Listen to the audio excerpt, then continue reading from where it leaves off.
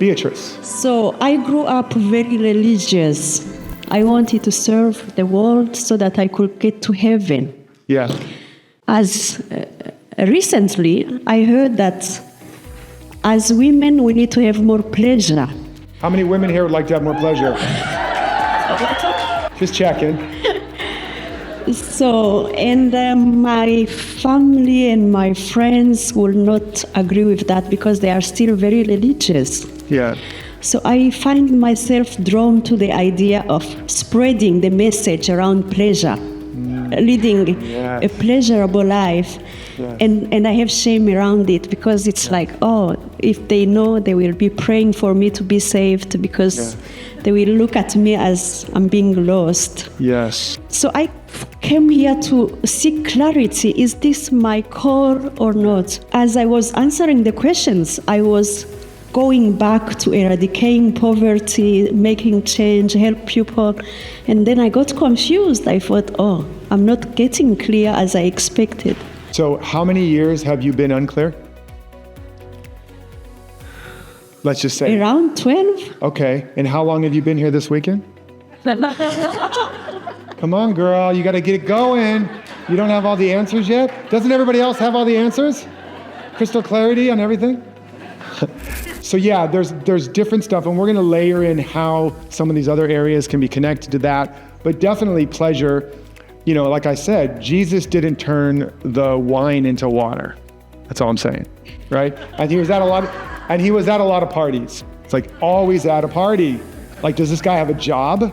So that's his job. Fun, pleasure, love, celebration, tell some good jokes, probably some dirty jokes. You know, there's a story about this Native American tribe, and they would initiate people, and this man worked for years to be initiated into this sacred order of these Native American chiefs, and, you know, smoked the pipe, and who knows what was even in the pipe, but basically be part of that. And he finally got in there, and he was all devout and pious, and it's all these old Native American men just telling the raunchiest jokes ever, and he was just shattered. And of course they were playing the coyote to some extent, but it was basically the idea that spirituality and morality and all these ideas we have about what's right and wrong, good and bad, are almost entirely made up. More joy, more life, anything that gives rise to more joy, more aliveness, more pleasure. I mean, you're in a body, you might as well experience all the possibilities of it. Anything that allows for more life, as long as it doesn't take anybody else's right to more life away, is by definition life affirmative. And since life is all there is, that's all that life is up to, and life supports that. You want to know the meaning of life? You guys ready? To fulfill the potential in every seed. Love's only agenda is to fulfill the deepest need of its beloved. The will of God, the will of life, the will of love, it's the same thing. You are my beloved.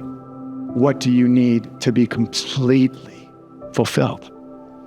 That's all that's going on, is just every divine idea, every seed pattern, life is just like, let's fulfill that one. Let's fulfill that one.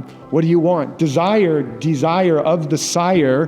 That burning desire is not a sign of something that's outside of you that you need to go get, something inside of you that's trying to get out. And desire means of the Father or of the creative principle.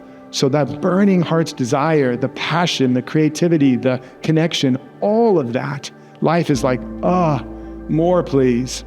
Make love with me, dance with me, sing with me, celebrate with me. I'm sitting here at this banquet with all of this goodness, and you're over here in the corner with your little tofu or whatever you're doing, and barely have nothing wrong with tofu, but you're over there just wearing too many clothes, eating, too many perfect right foods, and life is like, there's all of this.